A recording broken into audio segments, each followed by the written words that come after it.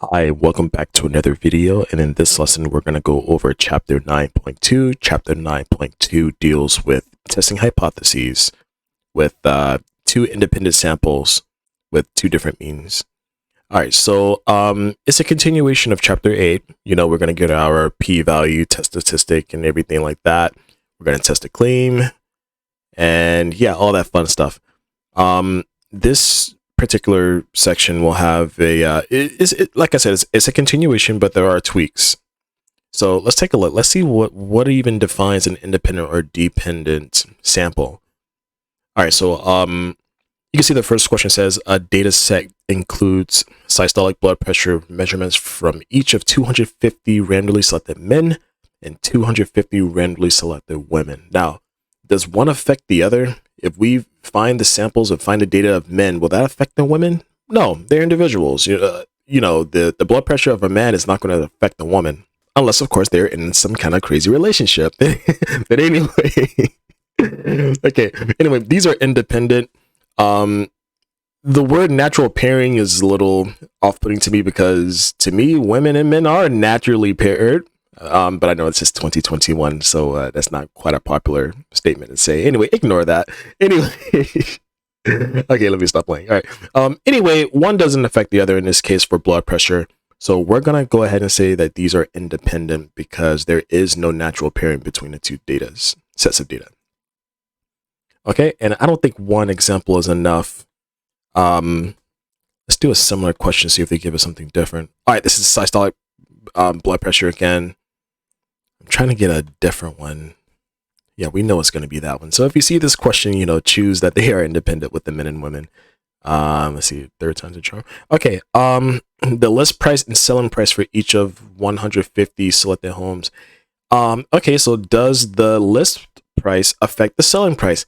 That is, you can argue that, oh, they have nothing to do with each other. They're going to sell it for however much they want to, but let's try to think of it. And I hate to say the word common sense. I hate that word. But usually if they're going to try to bargain with you to sell you something, they have to go by what everybody else is selling it for. So I'm going to say that these are dependent and that there is a natural pairing, and it's so subjective sometimes, but yeah, we're going to choose that. And yeah, that'll be it for question 1. Oh, here's a good one. A data set includes the age at marriage for 200 randomly selected married couples. The age at marriage. Does age have a factor into any of this? Does one affect the other one? Well, between the two samples, all the couples are different. I'm going to say they're independent of one another. So I'm going to say there is not a natural pairing between these two. That there is a natural pairing. You know what I mean? All right, anyway. All right, let's go to the next one. Okay, two samples are blank. Let's go ahead and hit this so you can see. Two samples are blank if the sample values from one population are not related to or somehow naturally paired or match with the sample values from the other population. This is the definition of what it means to be independent if they're not related to each other. Yep, next, moving right along. Okay, two samples are blank if the sample values are paired, which means one affects the other. And let's go ahead and take a look at the answer choices we have here. Unusual, disjoint. You remember that from chapter 3 and maybe 4, right? Anyway, we're dealing with dependency and independency. This is the definition of dependency. So we're going to hit dependent. Next question. Okay, which of the following is not a requirement of testing a claim about two population means when the population standard deviations are unknown and not assumed to be equal? Yeah, so basically, which one of these don't belong? Now, let's take a look at the, I guess one of the more obvious ones. Answer choice D says either the two sample sizes are large, which means they're both greater than 30. You see, in one is greater than 30, and 2 is greater than 30. Or both samples come from populations having normal distributions. That was in chapter 8. Those were 2 of the conditions that we need in order to test, right? So we know it can't be that one because they're asking for which one is not a requirement. So let's look at A. both samples are simple random samples. Yes, they both have to be simple random samples each and every single time. Let's skip over to C. We know B is the right answer, but let's look at C. The two samples are independent. Yeah, for this whole section, you want to make sure that they're independent. And it can't be dependent because that's the opposite of independent, right? So that's why the answer is B in this case. Okay, next, now down to the nitty-gritty stuff. So it says an experiment was conducted. Let's skip all that good stuff. All right. Okay. We have a data set. We have two sets of data. We have a mean. We have a sample size. We have an X bar, which is the mean, the sample mean, and we have standard deviation. We're going to start testing claims. Now, for that symbolic notation, be extra careful with this. Looking at part A, it says use a 0.05 significance level to test the claim that giving candy does result in greater tips. So it's either you gave candy or you did not give candy, right? So here's the giving candy portion, not giving candy portion, which is M1. So M1 is when you don't give any candy, and M2 is when you do give a couple pieces of candy, right? So for the symbolic notation, we want to test the claim that giving candy, which is M2, will result in greater tips. So the alligator should be eating, you know what I mean by alligator, the inequality symbol. The inequality symbol should be eating the M2 because M2 is greater than M1. Now, which one of these can we eliminate? Well, if H0, if the null hypothesis symbol does not have a regular equal to sign, we can eliminate it. So that one has one, that one has one, this one has one, this one does not. So we can say that this is not going to be C. It can't be because they're using an equal to sign that has a slash across it. That stands for does not equal or cannot equal. So it's either going to be A, B, or D. Now they did use the word greater than, but I don't want you to, robotically think that you're just going to use the greater than symbol like in B. Look at the subject matter. It says we're testing the claim that giving candy, in other words, M2, giving candy is greater than M1. It results in greater tips, so it has to be greater than M1, which means that M1 has to be less than M2. So it has to be D. So M1 less than M2, so M2 is greater than M1. That has to be it. All right, test statistic. So you remember the good old-fashioned calculator. We're going to go ahead and let's turn this thing on. Okay, so we're going to go over to stats. We're going to go over to tests. And now we're not going to do z-test and t-test in one prob z like we did last time. Now we have two different samples. So we're going to use a two sample. And because we don't know what the population standard deviation is, we have the lowercase standard deviation, which is the lowercase s, right? So that stands for sample. So we're going to use two sample t-tests. So let's hit enter. And now you're either going to choose data or statistics. We don't have a list of data. So, we're just going to go over to stats because we have we have the statistics, right? We have the sample size, we have the mean, we have the standard deviation. Just plug everything in. So give me 1 second. Okay, so what is our first mean? The first mean is going to be 18.24. Okay, I'm getting a little lag here. Okay, anyway, 18.24. What is the standard deviation for our first sample? We have 1.58. Sample size 40. What is the X bar? What is your mean for your second sample? That's 20.38. Standard deviation, the second one, 2.41. What is the sample size? 40 again. Hit enter. They're asking us for the less than, greater than stuff. Remember, that depends on your H1. Your H1, which is your alternative hypothesis, is going to be less than. So make sure we choose less than and hit enter on it. Let's hit the down arrow. Is it pooled? What does that mean? Well, basically, if they ever tell you that the variance is, remember the variance? If the variance is the same for both of them, then basically this is going to be a pooled sample. The variance is not the same for both of them. And also it says, And remember, if the variance are the same, then the standard deviation has to be the same, right? Because the variance is basically the standard deviation squared.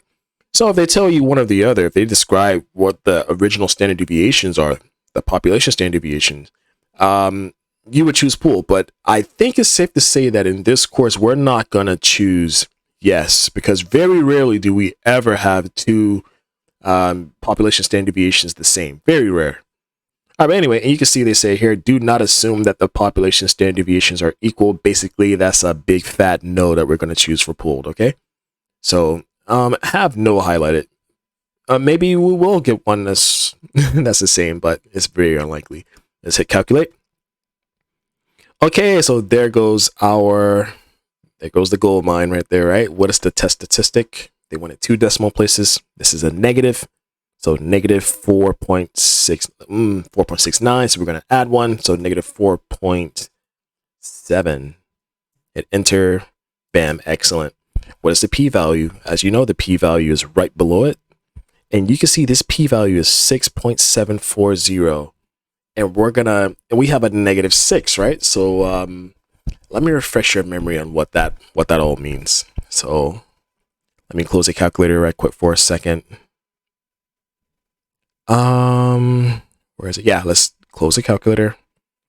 Let's open up the drawing app. Okay, so yeah, basically that's a form of scientific notation. So here's what they gave us: 6.740278, right? And this is e to the negative 6 power. They just give you e minus 6. So basically, you take this decimal right here and you move 6 places to your left. So 1, 2, 3, 4, 5, 6, something like that. And every single loop that you have will get a 0. So what is this really? This is 0.0000067402798. You get the idea. So they wanted this in 3 decimal places. So here's the 3rd decimal place right here. You know, we glance over to the right. If it's 5 or more, we add 1 to it. But no, it's nothing. This is going to be 0. So our p-value is going to be 0. So let's open back up the TI-84. Okay, the p-value is 0. So let's go ahead and put 0 in. Give me a second as I navigate. 0. All right, good job. Okay, state the conclusion for the test. Well, you remember from chapter 8. If not, let me refresh your memory. Let me turn off the calculator again. Okay, and this is going to be the same rule throughout the whole course, by the way. So when your p-value is less than your sig level, which is alpha, we call this the sig level. We are going to reject. More specifically, we're going to reject the null hypothesis. Reject the null. When your p-value is greater than your sig level, so this is sig level,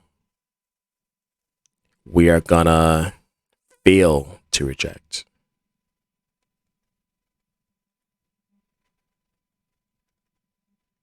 The null hypothesis, the HO, which means we don't reject it.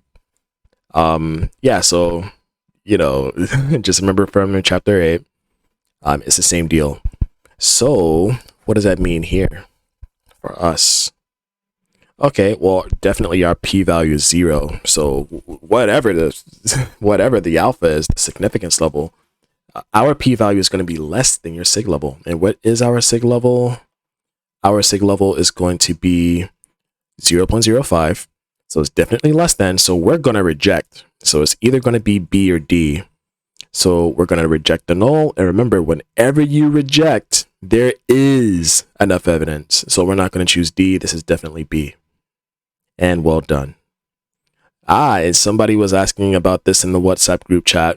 It says, construct the confidence interval suitable for testing the claim from part A. So the good news is that the calculator will do everything for you. And it's going to keep the same statistics from the last calculation that you did. So let's go over to test. And remember, we did 2 sample t tests, right?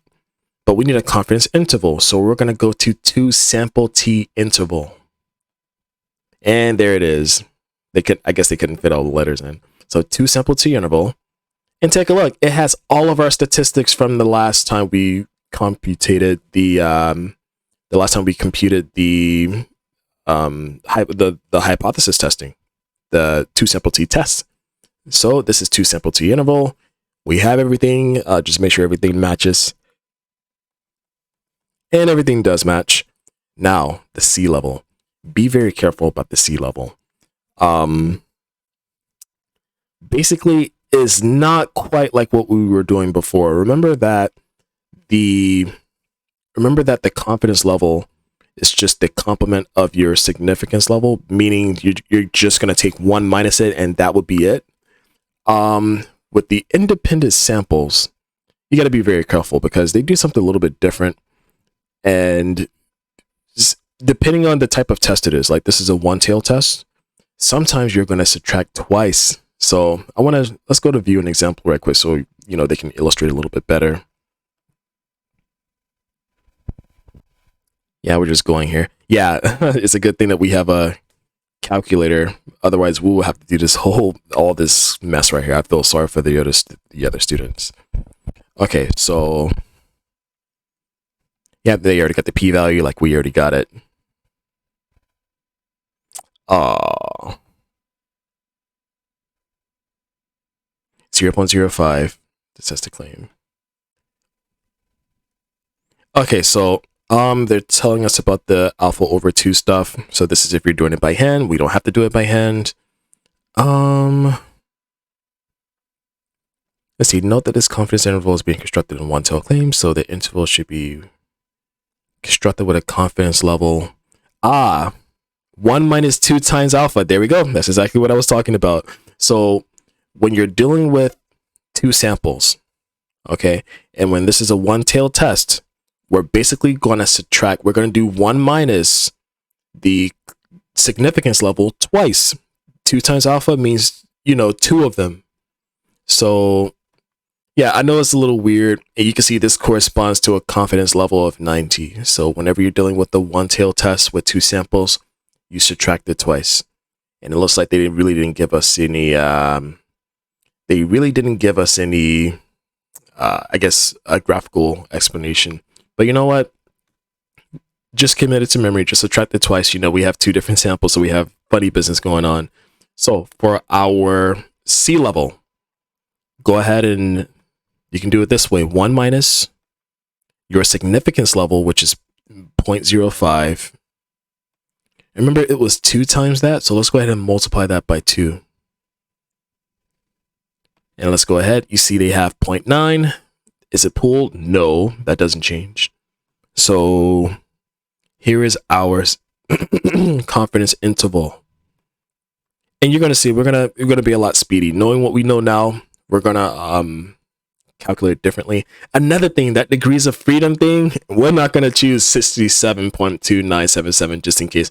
There's a much shorter route. Basically, yeah, we'll cross that bridge when we get to it. We'll cross it. Anyway, let's put our answer in, -2.9. And then we have -1.38. That should be correct. Yep, excellent. Now, does the confidence interval support the claim found in the hypothesis test? So listen, if one test works, then the other test will work, okay? Up here, we did the null hypothesis testing stuff, If we're going to actually start testing by, comparing the confidence interval, then we basically want to agree with what we got from the beginning, because it's not going to be like you have one right and then the other one is not right, okay? So does the confidence interval support? Yeah, and here's the reason why. You see how we only have negative values here? There's a big importance to whether or not 0 is included in there. Like if you go from negative on the left and then positive on the right, then that interval will contain a 0. And you're going to see, just keep your eyes open for that. That's going to be very important. But in this case, you can see this interval only contains negative values. We have negative 2.9, negative 1.3 on the right. So it only contains negative values. So let's go ahead and click on that. All right, and I guess that's all they wanted for now. They letting us off relatively easy just for now. But yeah, the difficult stuff is going to come up soon. Sorry to burst your bubble, but it's nothing you can't handle, I promise. Okay, anyway, we have question number 6. So question number 6 says, sorry, one second. Okay, question 6 says a study was done using a treatment group and a placebo group. So for those of you who are not sure what a placebo is basically when you, I want to say is when you trick the individual into thinking that something is going to work. Like, I don't know. It's like you basically don't touch it. It's like you tell someone that you have a magic potion and it's going to take all their problems away and their back problems. You give them the potion and say, hey, doc, it really worked. Thank you so much. And I'm cured. And all of a sudden you're thinking to yourself, all I did was put sugar and water inside this thing and call it a potion. And it worked. Well, to the individual, it worked. And that's what a placebo is. For those of you who already knew what it means, I just gave a weird example. Yeah, just shake your head. And anyway. All right, test the claim that the two samples are from populations with the same mean. So if they're the same, that means you're going to use an equal to sign. There is no less than, there is no greater than. So make sure that there's an equal to sign on your HO so we can eliminate C. There's no equal sign there. We can eliminate B because there's an equal to with a slash. So we have D as a possible solution. And A, they never said greater than, they never said less than. So automatically, deductive reasoning, we're going to choose the equal to with the slash. And because they said the word equal to up here, test to claim that the two samples are from the same mean. So make sure you look for this word right here, same, equal to, you know. Anyway, test statistics, so you know what comes next. Let's go to stats. We're going to go over to tests. This is a 2 sample, so 2 sample t-test. Hit enter. Let's go ahead and put our new statistics in. So the first mean, x bar sub 1. So we have 2.38. Standard deviation is going to be 0.67. Sample size is going to be 29. The second sample means 2.61. Second standard deviation is going to be 0.95. The sample size is going to be 39 for the second piece of data.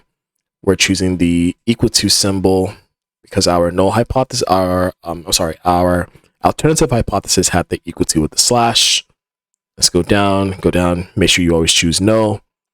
And yeah, just making sure. It says do not assume that the population standard deviations are equal, so that's a no. Hit enter. And there we are. Test statistic is going to be negative 1.17, 2 decimal places. There we go. Excellent. P-value is right below it.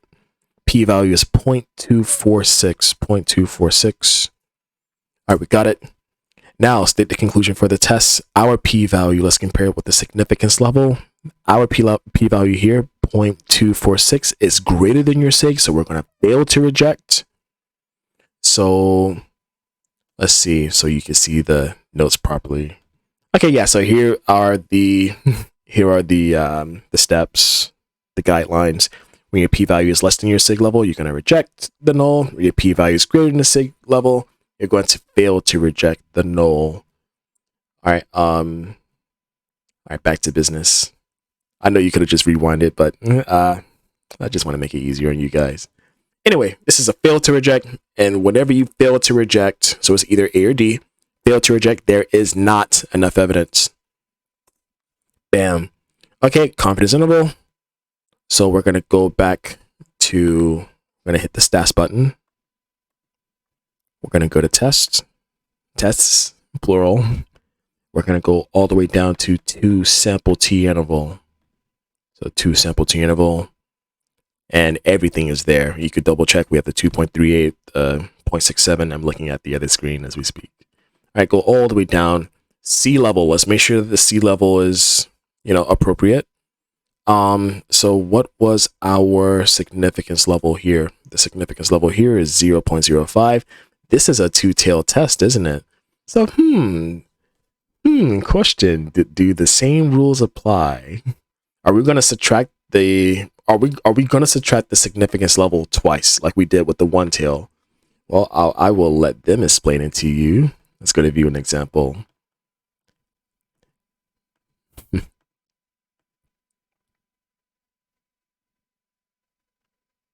Okay, we have this here. Okay, so, yep. So take a look. It's saying use technology. You bet you're behind. We said read the limits of the interval form. Technology, blah, blah, blah, blah. Recall that the significance level alpha equals 0.05, which corresponds to, okay, so check this out. Even though they just didn't say it in plain English, right? I'm telling you, write this down for your exam. If you're dealing with two samples, your significance level should just be 1 minus the 0.05 one time, and that's how you get your 0.95. So it's kind of weird, but bear with me. With the one tail, you subtract twice. With the two tail, you subtract once, like we've always been doing since chapter 8. And we should be okay. Just write down those two distinctions and you should be all right. I know statistics is a very tricky course. Let's just go ahead and get through it. So this is 1 minus your, so 1 minus they said 0.05. Let's go ahead and double check. Yeah, it's right there in the passage, 0.05. So 0.05. We don't have to subtract it again. Hit enter. There it is, 0.95. Let's hit calculate. And there is our confidence interval. So they wanted 3 decimal places. So negative 0.622. And over here we have positive 0.162.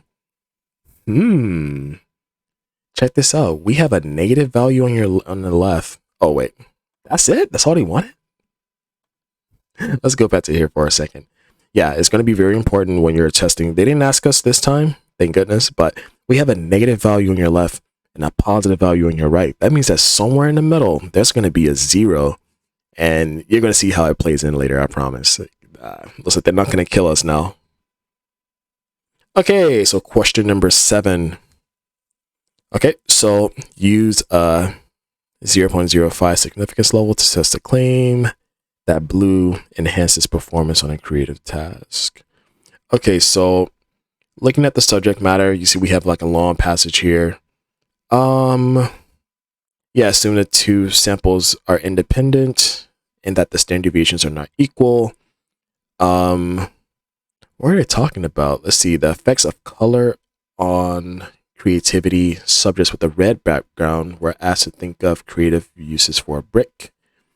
Other subjects with a blue background were given the same task.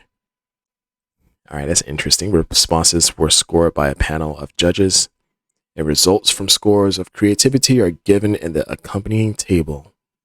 So these are scores. So one is definitely going to be greater than the other one. So this is a test of, I guess, of creativity. And whoever has the different color background, they're saying that this could be affected by, or the judge's opinion could be affected. But anyway, so one is going to beat the other one. One has to be greater than the other. So let's see what they're saying. Let's see. So the researchers make a claim that blue enhances performance on a creative task. So to me, that means greater than. Okay, if you're going to enhance something, that means it's greater than what it was before, or it's better than what it was before. So let's go ahead and take a look at the actual data that they're trying to throw at us. So they gave us this. You can see your M1 blue is considered your M1 and red is considered your M2. So it's very important that we know the distinction. We know which ones are considered which. Like blue is M1, red is M2. So let's keep that in mind. It says use a 0.05 significance level to test a claim that the blue enhances the performance. So M1 has to be greater than M2. You see how that works? So we can eliminate A because there's no equal sign next to the null hypothesis. the null hypothesis symbol, I should say. And we're not going to choose C because there's no equal sign, a regular good old-fashioned equal sign there as well. So it's either going to be B or D. We're talking about in terms of one outweighing the other or outperforming the other, so we have to choose the greater than symbol.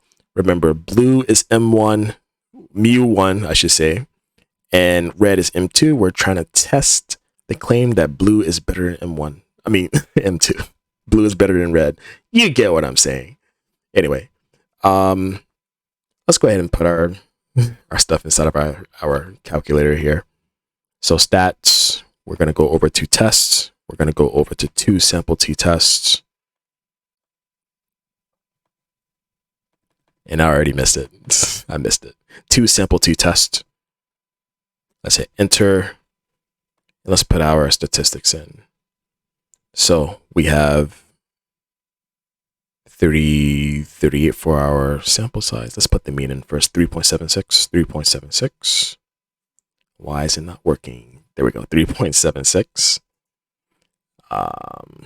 Standard deviation is going to be 0.59.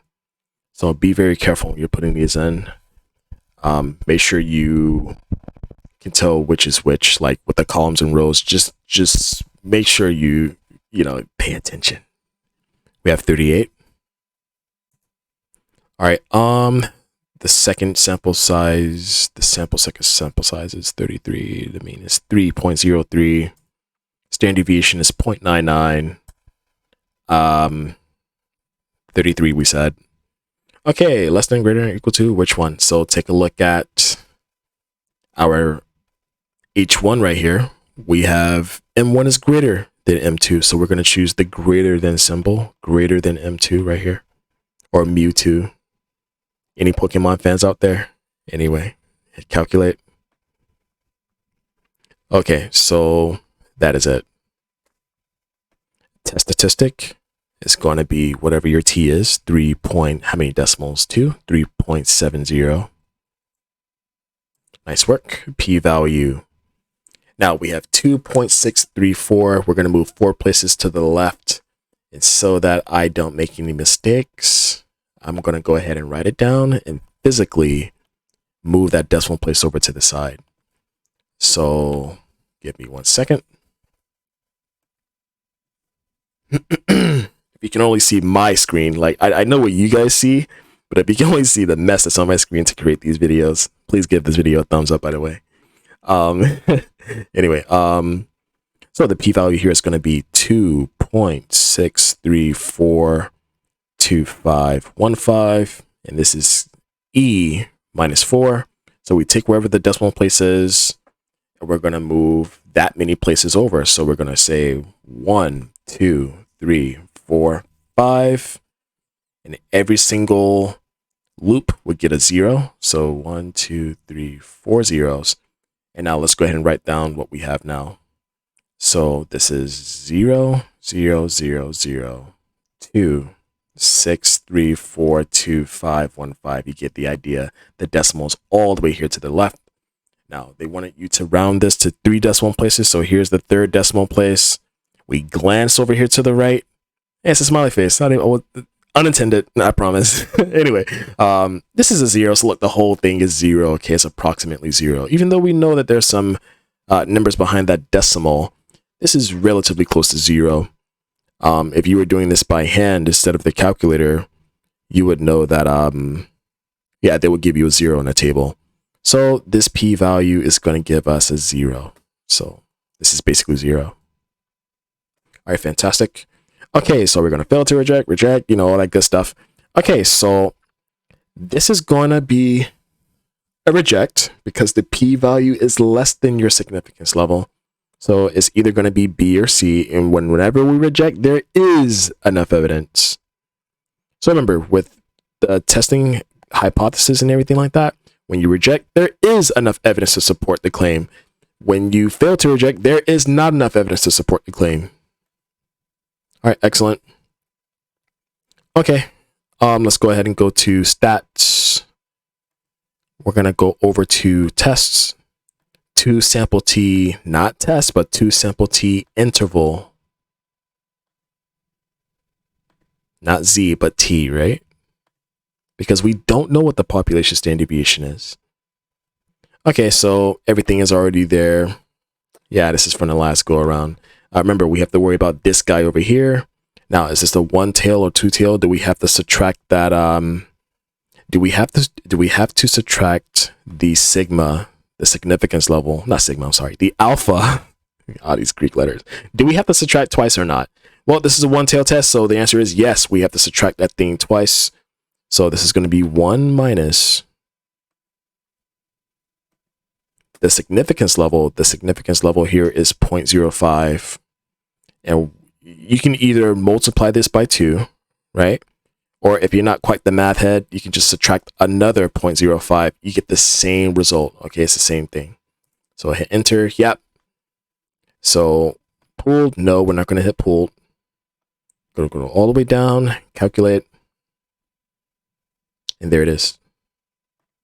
So 2 decimal places. So let's see, we have a 9 sitting right there. So remember, we just add 1 to it. So that's going to be 0.4 on the left. And on the right hand side, we're going to have 1.06. Okay, now the left side is positive. It's a decimal, but it's still a positive. The right side is also positive. So, the confidence interval contains only positive values. Now this part, is there or is there not sufficient evidence to support the claim? So listen, we already decided way up here, all the way up here, that we're going to reject and that there is enough evidence to support the claim. So for you guys, right? We know that it's going to be is. So take this knowledge. You can either say, hey, I've already tested this claim, and this actually came out to be a reject of the null hypothesis, a rejection of the null hypothesis, and there is. So if this is, then this is also going to be is, okay? You can think of it that way. Or you can say, okay, whenever I'm doing a confidence interval test, like down here for part B, if it only contains all positives, then we're going to say that there is enough evidence. So, yeah, just take it that way, and you should do fine. If you already put in the work with the p-value method, with the less than and greater than stuff, then these answers should be exactly alike. Okay, next. Okay, let's see, same deal. Let's get that symbolic notation out of the way. I got it right and chose greater than. Let's go ahead and see. Blah blah blah blah blah blah blah blah blah. Yeah, there it is right there. Higher scores correspond to greater pain values. All right, pain levels. What am I saying? Let me get it together. Give me 1 second. I should remember to breathe.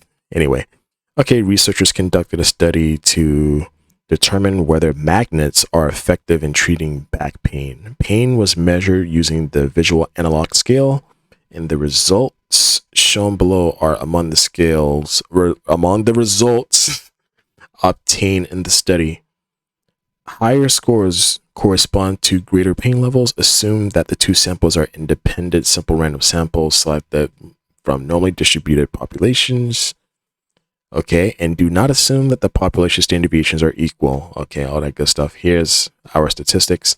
Now, they're saying that magnets would affect the pain, I guess the pain reduction.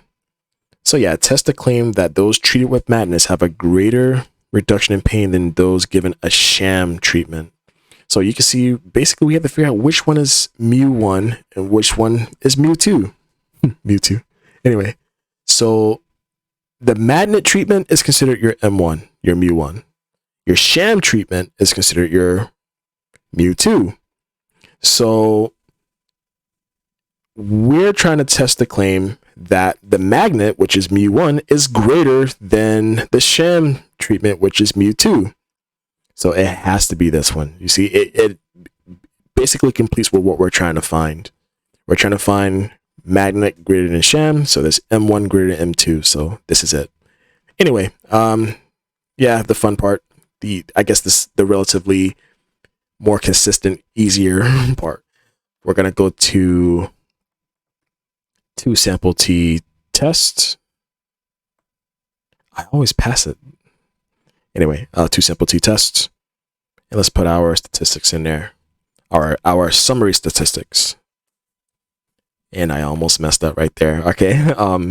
Mean. The mean goes there, not the sample size. So 0.42. Standard deviation is 0.98.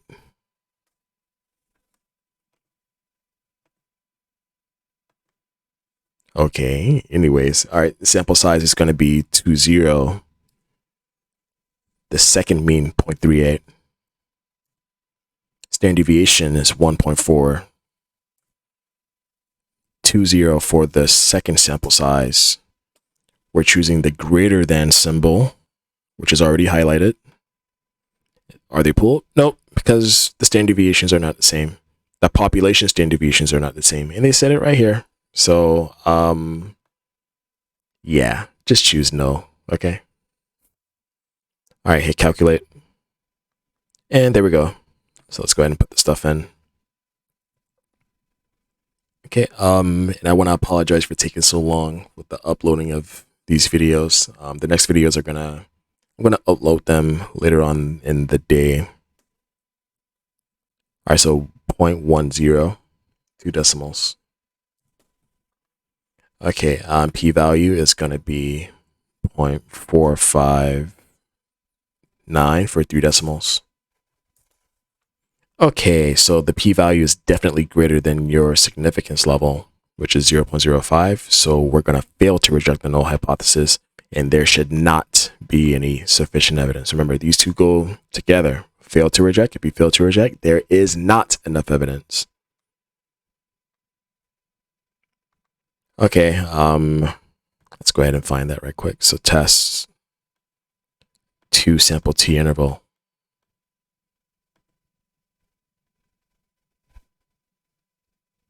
Let's put our stuff in. All right. The stuff is already in. Okay. This guy, please don't gloss over this in your exam. Okay. You want to make sure that you take the time to put the correct confidence level in there. So it's 1 minus. This is a one-tail test. So we're going to subtract the sigma, the significance level twice. I keep saying sigma, darn it. The alpha. We're going to minus 0.05. Oh, let me not jump the gun. Let me make sure it's 0.05. And yes, it is 0.05. So subtract it twice.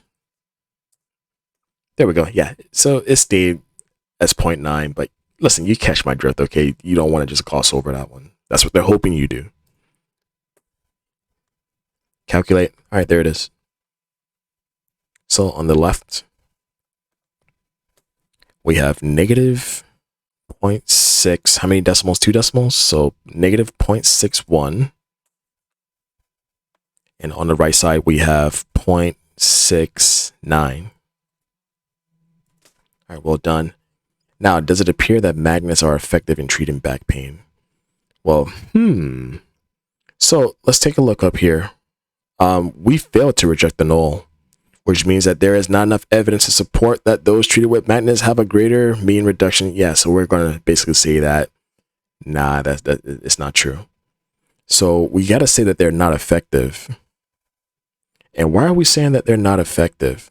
So they're basing, I base it on the claim that we did up here, but they're going to base it on this little example. And here's the example I was talking about earlier. We have a negative value on your left, a positive value on your right. So it includes 0. And basically when it includes 0, you might want to write this down. That means that we're going to fail to reject. And when you fail to reject, there is not enough evidence. So if your confidence interval from here on out into the remainder of your course, if your confidence interval contains a 0, you're going to fail to reject. Okay. So it appears they are not effective. Yeah, because 0 is in a confidence interval. But we know it's because we already did the p-value test. And there we go. Good job. Good job, everybody. Is it valid to argue that magnets might appear to be effective if the sample sizes are larger? I don't know. This is interesting. We're going to 50-50 this thing. Let's try to make sense of it at least. Is it valid to argue that magnets might appear to be effective if the sample sizes are larger? Well, I know that the larger the sample size gets, the closer it does get to becoming normal. That's the central limit theorem. We already did the testing We have a sample size of 20. It wasn't greater than 30. Let's see. Increasing the sample size will increase the p-value. Well, keeping the sample size will decrease the p-value. So, yeah, I think they're going to go in a mathematical sense here. Because what is p-value? The p-value depends on your test statistic, right? And it looks like, let's look at it this way. Let's look at it in terms of the formula, right? Let's view an example here. Depending on where that sample size is in the test statistic formula, which I believe is inside of the denominator, that'll tell you everything you need to know. So remember, the p-value depends on your sig. So the question is, does increasing the population size, the sample size, does that change our p-value? So to get the p-value, you need your test statistic. And don't worry about this. This is really for me. Now, this sample size here is on the bottom of a fraction, right? So yeah, increasing this will decrease the output. However, it's beneath another fraction. So it's like it reverses. So I'm going to say that increasing remember, we have larger values on your denominator that basically decreases the value. So because we have a double fraction in here, we're guessing anyway. Okay, if it's not this one, then it's going to be this one. I knew it was yes. Okay, increasing the sample size would decrease the, forget that double fraction stuff. Okay, I guess, you were adding another fraction to find the LCD. Listen here, okay, the answer is just going to be yes, because increasing the sample size would decrease the p-value. Okay, just write it down and memorize it. Anyway, if you can see my face right now. Anyways, okay, next question. So let's see. Given in the table are BMI statistics for random samples of men and women, assume that the two samples are independent simple random samples selected from normally distributed populations. Okay, and do not assume that the population standard deviations are equal. So once again, when you go in your calculator, you're not going to hit pooled. Okay, you're going to choose no. Anyway, let's see what they want. Test the claim that males and females have the same body mass index. That's very it's very rare in real life. Well, maybe not for BMI. You know, it's the height of the individual with the weight and everything like that. Anyway, okay, so we're talking about the same. So HO will always have an equal to regardless of what they're saying. So it's not going to be B. It's not going to be D. They said the same, so we have to choose that one. That says greater than. They didn't say greater than. They said the same. So let's go ahead and choose this. Fantastic. Test statistic. You know what comes next. So whenever they give you the data in a nice little table like this, you want to hope for a lot of those, because all you have to do is plug everything inside of your calculator and call it a wrap. Okay. The only thing is, like that last problem I would have gotten wrong, if I were to see it again, I'm definitely going to get it right because I committed it to memory. And yeah, it was more like you have to pay attention to the formula and see what happens. But I don't expect for you to do that. Just memorize the question. Okay, anyway, 2 sample T tests. Okay, let's put our statistics in there. So the first mean is going to be 25.9398. The first standard deviation for the men, I guess men is considered mu1. That's going to be 7.297229. Your sample size is going to be 43. Okay, next, the second mean is going to be 25.9398. And standard deviation is going to be 5.039077. Sample size is 43 again. We're going to choose the same symbol from what we chose here. So we're going to choose the equal to with the slash, that does not equal to symbol. Is it pooled? Nope. Calculate. Bam. Test statistic is 0. That's interesting. That means that this thing is right in the middle of the histogram. What did I do? What did I do wrong? Either technology. I probably put a wrong answer or something like that. Test a claim that will have the same. What did I do? Let's go back to stats. Let's go back to tests. I wonder if this is a different problem entirely. Oh, the significance level. I guess I glossed over the significance level. The same thing I told you guys not to do. Anyways, 2 sample t-tests. Isn't it great when you see that I mess up? Let's go all the way down. Where's the significance level? They didn't ask us for a sig level. Or a confidence level, I should say.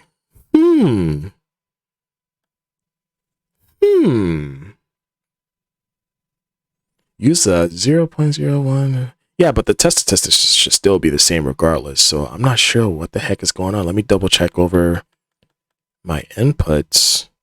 For the first mean we have, let's see, first mean we have, that's why, 27.4907. It's only 12 o'clock right now, like 12:40 something, and I'm already acting like an old man. Anyway, 7.29, yep. 43, yep. Okay, that was it. Teehee. 5.03, yeah. Okay, everything is fine, I promise. Everything is fine, everybody. Okay, that's more like it. It's not 0. Whatever. Okay, and what I think I'm going to do for you guys this time, I'm going to put the actual like numbers like on my YouTube. If you don't want to go through the whole freaking video, I'm just going to choose chapters and select chapters so you can just click through them. All right, p-value is point, how many decimals? 3 decimals, 0.255.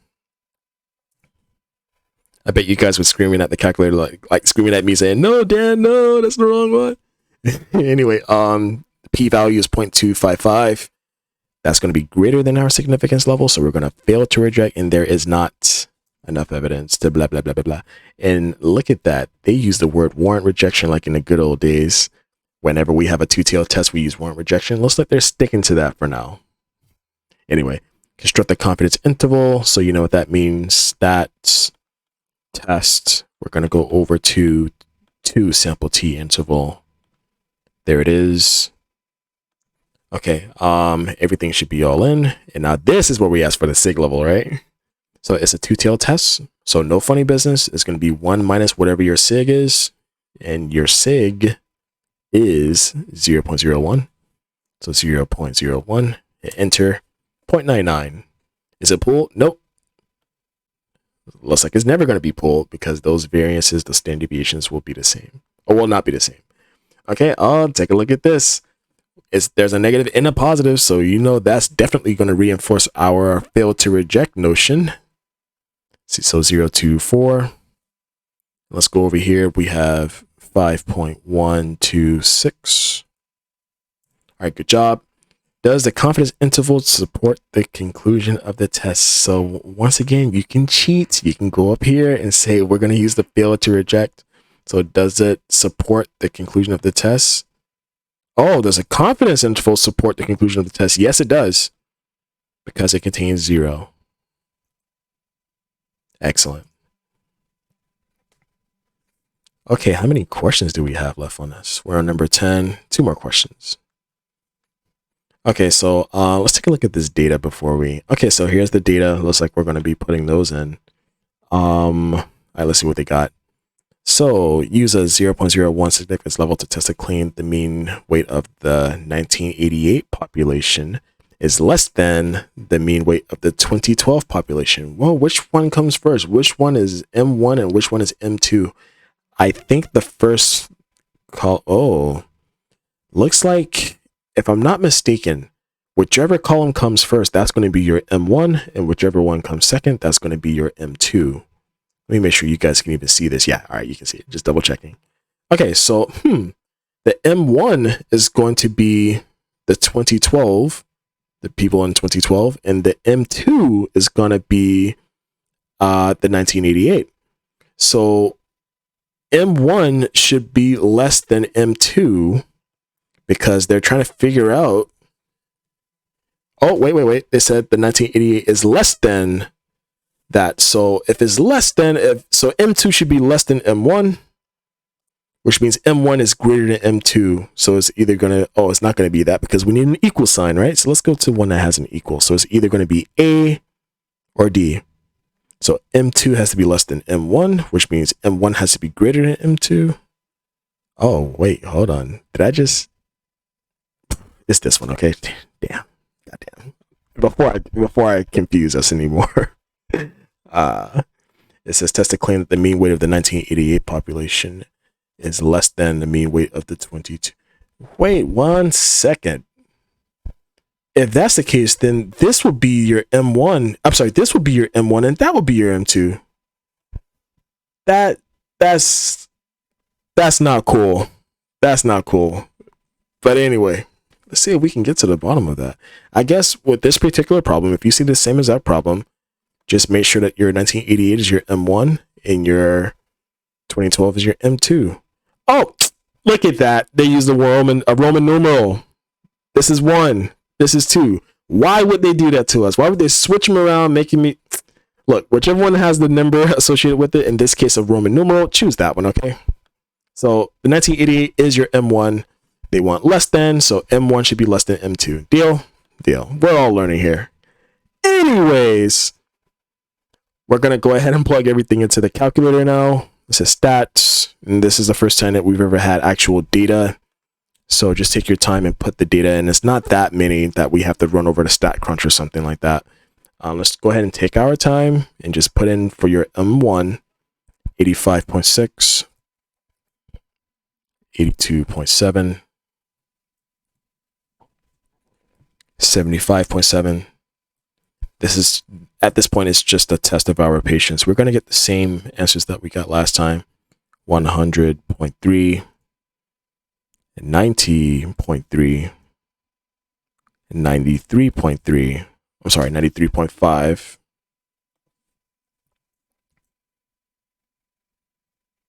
62.6.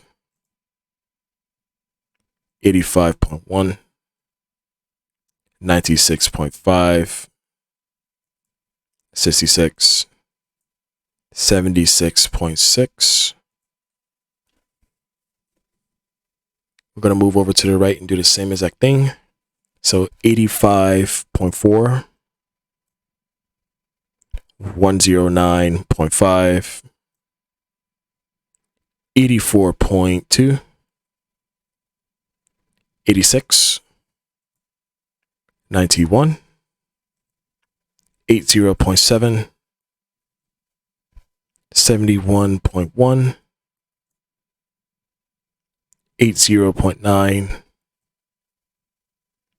81.9, 92, 86.9. Why do they do this to us? Why are they doing this to me is the most important question. All right, I'm just joking. 86, 78.5, 79.9, 74.4, and 75.6. All right, we have everything we need. Yeah, it took forever in a day. Make sure you hit second and quit to get out of this calculator function. We're going to hit stats, go to tests. Oh, let's make sure we know what they're asking for. Test statistic, right? So tests, 2 sample T.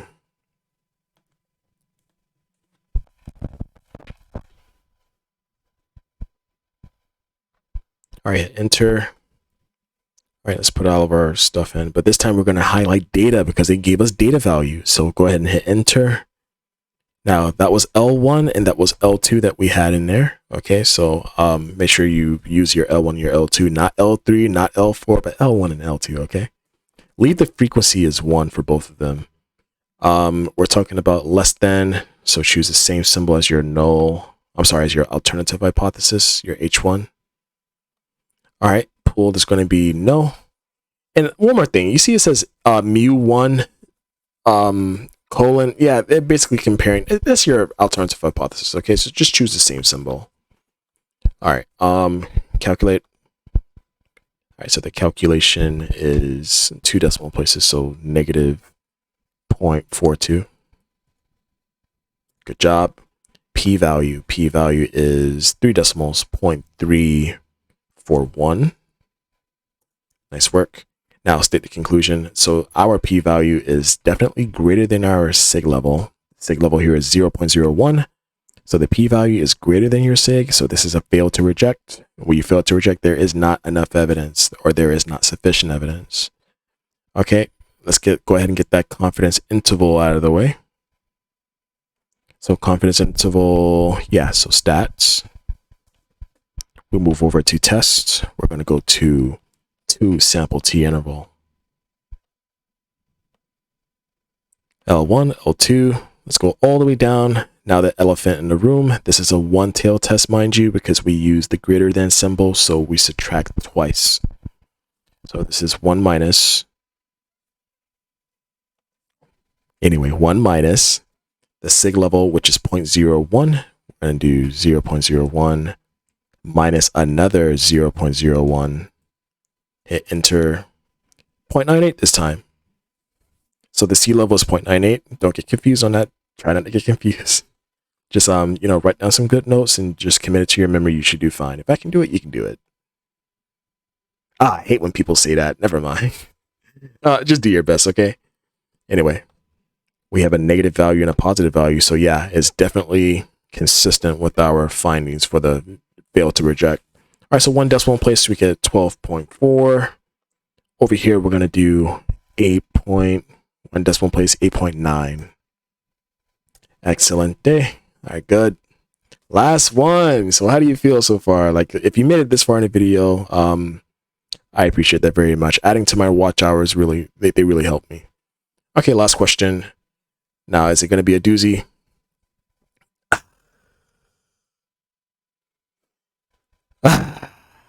They gave us so many decimals, but you know what? We're going to try something a little bit different this time. This time, all right, if you want to, you can end the video now. For you guys who want to actually solve this, I'm going to try to mess around with StatCrunch and see if we can get our mean and standard deviation and everything like that, so we can just be done with this. And it shouldn't be too difficult. I'm going to have to open up another menu. All right, for everybody who's still here, let's go ahead and get through this. I'm going to have to make another window that can read the StatCrunch values. Just give me 1 second as I put that up. My editing skills are being tested right now. So what do? We hit the plus. We hit the window capture. I'm going to hit StatCrunch. Hit enter. And we're going to do, where is it?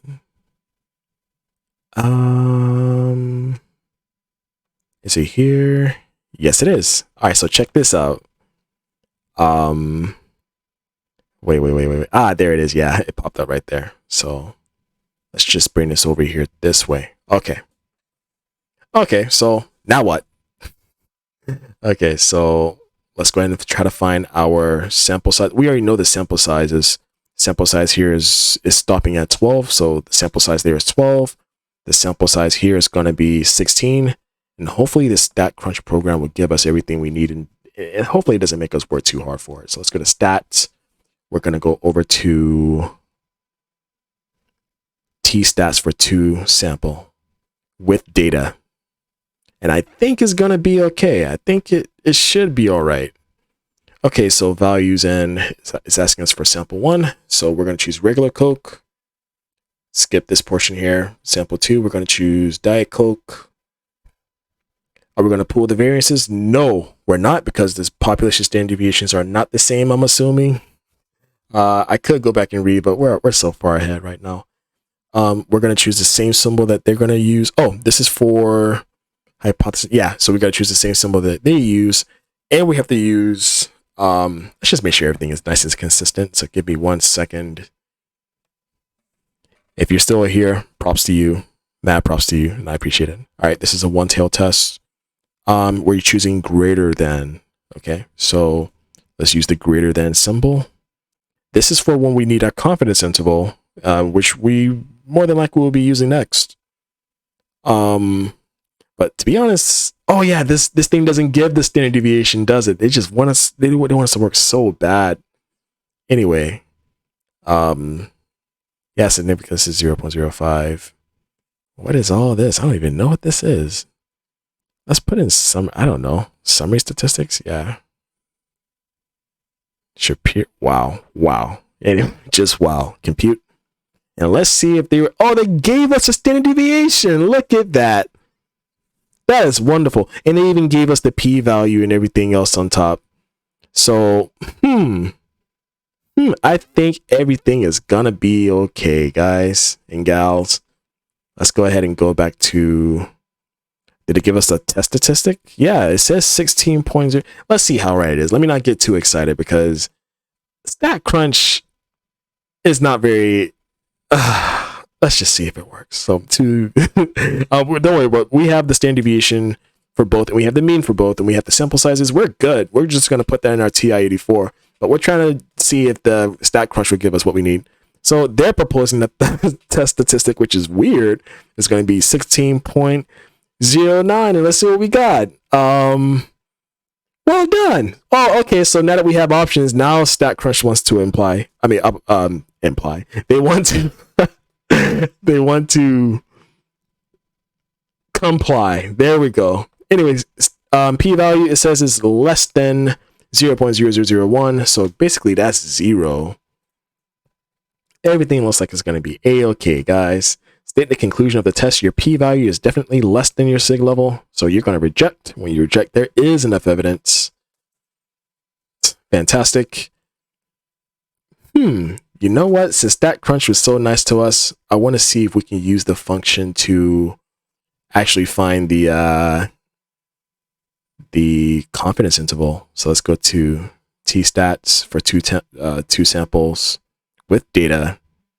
This is going to be regular Coke. This is going to be Diet Coke. I can go for a regular Coke right now. Nope, do not pull. Just do exactly what I'm doing. You should be okay. So we're choosing greater than. Oh, we're choosing, actually, we're not doing a hypothesis test this time. We've already done that. We're doing a confidence interval. And now what is the confidence level? And it's so messed up because it just says level. It doesn't say confidence or significance. Because I saw it was like 0.95 something, I know it's confidence, but come on, that's so, if I was a teacher, if I was running this, I wouldn't do this to you guys, I promise. Anyway. Okay, it's a one-tail test, so you know we're going to subtract twice, so they're not going to catch us slipping this time. Not this time. Let me go back and see what the significance level is. Where's the window, first of all? I found a window. Yay! Sig level is 0.05. So I'm going to... And we can't use it in a TI-84 like we did here. Like, we can't just put the calculation in and hit enter. We have to figure out what that is on our own. So let me just close this for a second. Let's go to our TI-84. We do 1 minus the sig level twice because it's a one tail.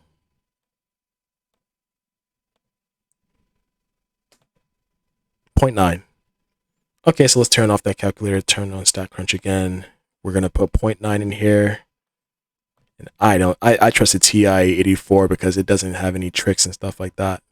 I think we're good now. Confidence interval plot, I guess. Let's hit continue, compute. And yep. L limit, U limit.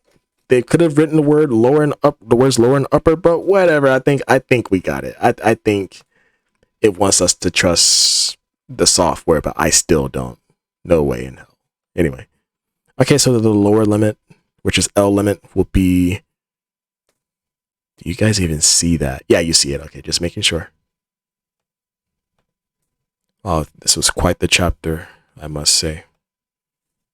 But it was simple. If you had a TI-84, it's really good. And on the exam, they're not going to make you guys use StatCrunch. So 296. They wanted 5 decimal places. So 1, 2, 3, 4, 5. So 6, 1. Over here, 5 decimal places. We have 0.0367. And that is 1, 2, 3, 4, 5. So 7, 4. Come on, give us the answer. Yeah, we already know it's a good job. We know we do a good job, despite you stepping on our toes. Anyway, can you explain why cans of regular Coke weigh more than cans of Diet Coke? I don't know, sugar? Yeah!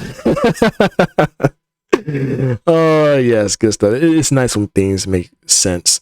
Okay, cans of Coke probably weigh more than cans of Diet Coke due to Diet Coke cans. Nah. Cans of regular Coke probably weigh more than... Yep. Cans of Coke probably weigh more than due to the metal.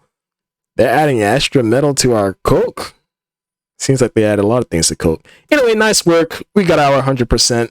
Thank you so much for watching the madness. Hopefully you can get through your madness and all of this homework. Next video is coming up very soon. Thank you much for watching. But thank you. Tongue tied. Thank you so much for watching. Fail.